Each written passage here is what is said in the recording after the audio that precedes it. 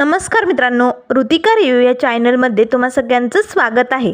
तर आज आपण एड लागलं प्रेमाचं या मालिकेचा आजचा 10 जुलैचा भाग खूपच जबरदस्त झालेला बघणार आहोत। कारण आता रायाला डॉक्टर प्रगती बरोबर शशिकला आणि मंजिरीने रंगेहात पकडताच आता राया त्याचं सत्य कसं कबूल करणार हे सगळं आपल्याला बघायला भेटणार आहे। तर आजच्या भागामध्ये सुरुवातीलाच आता डॉक्टर प्रगती तिचे कपडे बॅगमध्ये भरत असते। तिला या चाळीत राहायचं नसतं, ती निघून जाणार असते। पण मंजिरी तिला समजावत असते, प्रगती असं का करतेस तू? अगं तुला ही चाळ तर खूप आवडली होती ना, इथे तुला कोणी त्रास दिलाय? या चाळीतली माणसं खूप चांगली, मग तुला कुणाचा त्रास होतोय ते सांग ना। त्यावर लगेच प्रगती म्हणू लागते, हे बघ मंजिरी, मला तुला काही इन्फॉर्मेशन द्यायची गरज वाटत नाहीये। मला या चाळीत राहायचं नाहीये आणि कुणामुळे त्रास होतोय हेही मला तुला सांगायचं नाहीये। त्यामुळे प्लीज मंजिरी मला जाऊ दे, माझा निर्णय झालाय। आता लगेच डॉक्टर प्रगती आपली बॅग बंद करते आणि उचलते। त्या बॅग खाली मात्र रायाचा फोटो असतो। आता मंजिरीचं काही त्याकडे लक्ष जात नाही। मंजिरी तिच्या हातनं बॅग हिसकावत असते। हे बघ डॉक्टर प्रगती, मला जेवर सत्य सांगत नाही तू तोपर्यंत मी तुला या चाळीतनं जाऊ देणार नाही, असं आता मंजिरी ठामपणे तिला म्हणत अडवत असते। तर आता तेवढ्यात मंजिरीला जरा गरगरल्यासारखंही वाटत असतं। त्याच वेळेस आता इकडे जय घोरपडे मात्र साहेबांना म्हणू लागतो, साहेब चालेल, तुमच्या जागेवरचं हे काम घ्यायला मी तयार आहे। तेव्हा साहेब म्हणू लागते, तर ठीक आहे, मग माझ्या जागेवर आजपासून तू काम करणार। पण जय, जो मुकुट मी तुझ्या डोक्यावर घातलाय त्याला काटेसुद्धा येतात, ते तुला टोचणार आहे, कारण आपलं काम कसं अनलिगल आहे तुला माहिती आहे ना। त्यावर लगेच जय म्हणू लागतो, साहेब साहेब तुम्ही मला आज ओळखताय का? पूर्वीचा जय कसा होता हे तुम्हाला माहिती आहे ना। आणि जर अनलिगल कामं करून आपला फायदा होत असेल तर ती करायला काय हरकत आहे? अशी कितीतरी अनलिगल कामं मी लिगल पद्धतीने हँडल केलीत।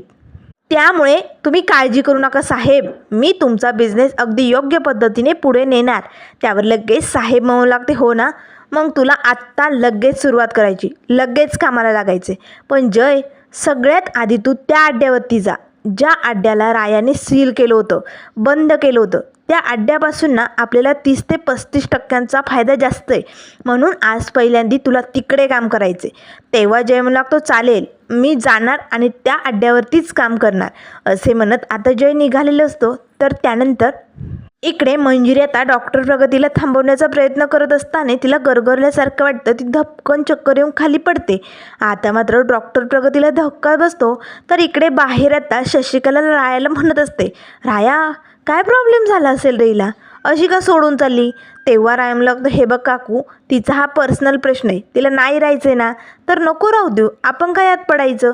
तेवढ्यात आता डॉक्टर प्रगती मंजिरी असं जोरात ओरडते। शशिकला आणि रायाला धक्का बसतो।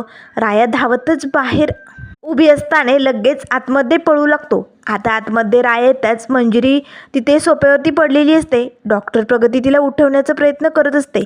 मंजिरी, अगं काय झालं, अचानक तू अशी कशी चक्कर येऊन पडली? तेवढ्यात राया येतो, मिसफायर मिसफायर काय झालंय तुला? ए प्रगती, तू माझ्या मिसफायरला काही केलं नाही ना? लवकरात लवकर सांगा, आपल्याबद्दलचं सत्य सांगितलं म्हणून तिला चक्कर आली ना? त्यावर लगेच आता प्रगती म्हणू लागते, 1 मिनिट राया, मी असं काहीही केलेलं नाही आहे ना, मी सत्य सांगितलं आहे ना सांगणार आहे, मला हौस नाही आहे आपल्यातलं सत्य सांगायची। आणि हे बघ, तिला चक्कर कशामुळे आलेत हे मला माहिती नाही। तेवढ्यात लगेच आता पाठीमागनं शशिकला येते, राया, आता मात्र रायाला धक्का बसतो। माझं आणि प्रगतीचं बोलणं शशिकला काकूने ऐकलंय का? दोघेही आता शशिकलाकडे बघतात। तेव्हा शशिकला मंजिरीजवळ येते, काय गं मंजिरी, अगं काय झालंय तुला? अगं ये बाळा उठ ना। राया पटकन विस्पारच्या तोंडावरती पाणी शिंपडतो। तेव्हा लगेच शशिकला म्हणू लागते, कुणाची नजर लागली माझ्या पोरीला, असं का होतंय? त्या दिवशी असंच होत होतं, आजही तेच झालं। त्यावर प्रगती म्हणू लागते, काकू म्हणजे मंजिरीला हा त्रास सारखा होतोय का? मग याचा अर्थ आपल्याला लगेच काही टेस्ट कराव्या लागतील, तरच आपल्याला याचं निदान समजू शकतं। मंजिरी आत्ता लगेच म्हणू लागते, नाही डॉक्टर प्रगती, मी ठीक आहे। त्यावर लगेच प्रगती म्हणू लागते, मी लगेच क्लिनिकला अपॉइंटमेंट घेते आणि आपण त्या टेस्ट आजच करणार आहोत, तू इथेच आराम कर बरं। आता मंजिरीला तिथे बेडवरती झोपवलं जातं। तर त्यानंतर इकडे आता जय त्या अड्ड्यावरती आलेला असतो। अड्ड्यावरती आता लोकांचं जुगार ते खेळणं चालू असतं। तर तेवढ्यात लगेच आता एक गुंड जयजवळ येतो. जयसाठी मस्त अशी खुर्ची असते. आता साहेबांचं काम जयने घेतलेलं असतं ना, त्यामुळे त्याची अगदी ठेप. जय खूपच अगदी साहेबासारखं अशी मांडी वगैरे घालून मस्त बसलेले असतानाच एक गुंड येतो. साहेब, मॅडमचा फोन आला होता. साहेबांनी तुम्हाला हे माल चेक करायला सांगितलंय. माल उतरलाय, पण तो कसा आहे काय हे चेक तर तुम्हालाच करावा लागेल.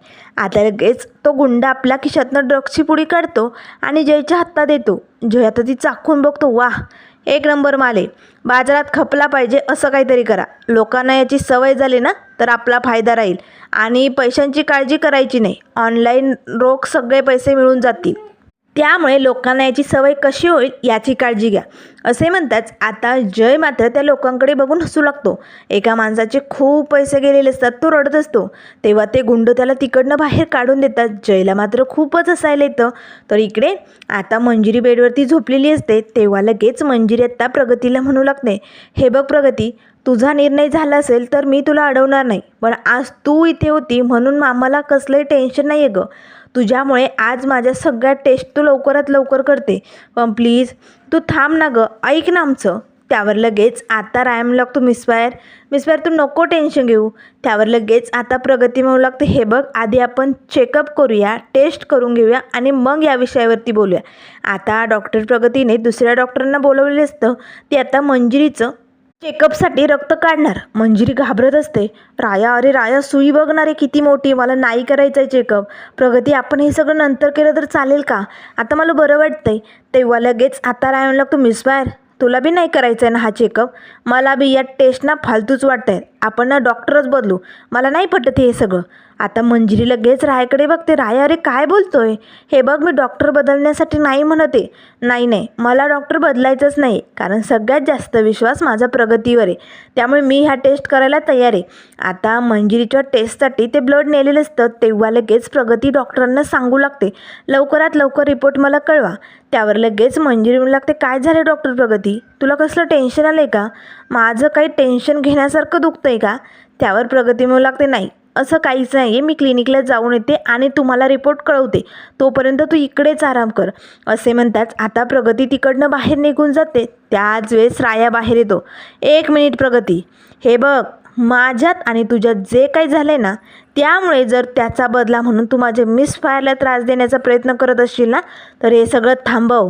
कारण माझ्या जुन्या आयुष्यामुळे मी माझ्या मिसफायरला त्रासात बघू शकत नाही, लक्षात ठेव. त्यावर लगेच आता प्रगती म्हणू लागते, मी तुझ्यासारखी नाही आहे. तुझ्यामुळे जरी मला कितीही त्रास भोगावा लागला असला ना, तरी मी लोकांचा विचार करते. मी एक डॉक्टर आहे आणि म्हणून मी तुझ्यासारखी नाही इतरांना त्रास देणारी. मला मुळात म्हणजे तुझ्याशी बोलायचंच नाही आहे, कारण मी ही चाळ फक्त तुझ्यामुळे सोडून चालली होते. हे मंजिरीला मी सांगू शकत नव्हते, म्हणून मी गप्प आहे. त्यामुळे आता तू मला बोलायला लावून भाग पाडू नको हे सगळं सांगण्यास. असे म्हणताच आता प्रगती रागाच्या भरात तिकडनं निघून जाते. तर आता जय मोठी बॅग भरून पैसे घेऊन आलेले असतो. साहेब, हे बघा, आजच्या आपल्या अड्ड्यावरची एवढी कमाई. साहेब मात्र खुश होते. वा जय, तू लय भारी काम केलं. आज तू मोठं काम करून दाखवलं जय. तुला या सगळ्याचा मोबदला मिळणार बरं का. पण जय, आता मला खात्री पटली आणि माझं टेन्शन संपलं. तेव्हा जय मला लागतो, कसलं साहेब? त्यावर साहेब म्हणू लागते, कारण माझ्या पाठीमागे या साहेबाच्या खुर्चीवर वारस नव्हता ना, आणि तो वारस आता तू असणार आहे. तेव्हा जय म्हणू लागतो, काय मी? पण छोटे मालक तर आहे ना, मग ते सोडून मी का? त्यावर लगेच साहेब म्हणू लागते, सुशांतला या माझ्या बिझनेसमध्ये अजिबात रस नाही आहे. त्याला ही कामं अजिबात आवडत नाही आणि मला जबरदस्तीने त्याला या कामात ओढायचं पण नाही. त्यामुळे मला हे टेन्शन होतं, माझ्या पाठीमागे या नाशिकमध्ये नेमकं दुसरा साहेब कोण असेल, त्याचा दरारा कुणाचा असेल याचे विचार माझ्या डोक्यात खूप खात होते. पण आता माझं टेन्शन मिटलं. माझ्या पाठीवरती नेक्स्ट साहेब जय तूच असणार आहे. आता जय मात्र अगदी हरभऱ्याच्या झाडावरती चढलेलो असतो. खूपच खुश होतो. तेवढ्यात दोन गुंड येतात. त्याच वेळेस आता मॉन्टी म्हणू लागतो, साहेब, हे आत्ताच सुटून आले जेलमधनं, यांना आपल्याकडे काम करण्याची इच्छा आहे. तेव्हा साहेब म्हणू लागते, मिळणार, त्यांना आपल्याकडे काम मिळणार. तेवढ्यात सुशांत येतो. एक मिनिट थांबा, तुम्हाला खरंच कामाची गरज आहे ना, मग मी तुम्हाला काम देतो. मी जे लोक जेलमधनं सुटून आलेत ना, त्यांच्यासाठी एक सेंटर खोललं आहे, त्यात तुम्ही आवश्यक कामं करू शकतात. यांच्या नादाला लागू नका. यांनी कधी स्वतःचंही भलं केलं नाही तर या दुसऱ्यांचं काय भलं करणार. जयला जरा धक्का बसतो. हा साहेबांचा मुलगा असं का बोलतो. आता साहेब मात्र एक नाही दोन नाही गप्प. आता सुशांत म्हणू लागतो, हे बघा ऐका, तुम्ही माझ्या रू हाऊसमध्ये चला, तिकडे काम करा. आता लगेच सुशांतसमोर साहेब म्हणू लागते, ठीक आहे, तुला हवं आहे ना तेच होणार. माझ्या मुलापेक्षा माझ्यासाठी महत्त्वाचं काहीच नाही. ही दोघं तुझ्याच सेंटरवरती काम करणार. आता सुशांत खुश होतो आणि तिकडनं निघून जातो. तर त्याच वेळेस आता जय म्हणू लागतो, साहेब हे काय होतं, तुम्ही या 2 गुंडांना तिकडे पाठवणार सेंटरवरती. तेव्हा साहेब म्हणू लागते, जय तुम्हाला अजून ओळखलंच नाही, मी वेडी नाही आहे.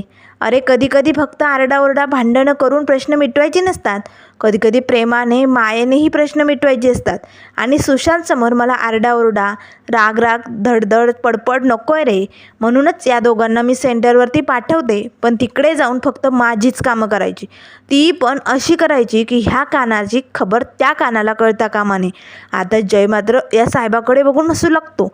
तर त्यानंतर मित्रांनो पुढील भागामध्ये आपल्याला बघायला मिळेल, आता मंजिरीचे रिपोर्ट आलेले असतात. तेव्हा मात्र आता मंजिरी घरात झोपलेली असते, अर्धी रात्र असते. पण शशिकलाला राया आणि प्रगतीवरती डाऊट आलेला असतो. अर्ध्या रात्री राया आता या प्रगतीच्या रूममध्ये येतो.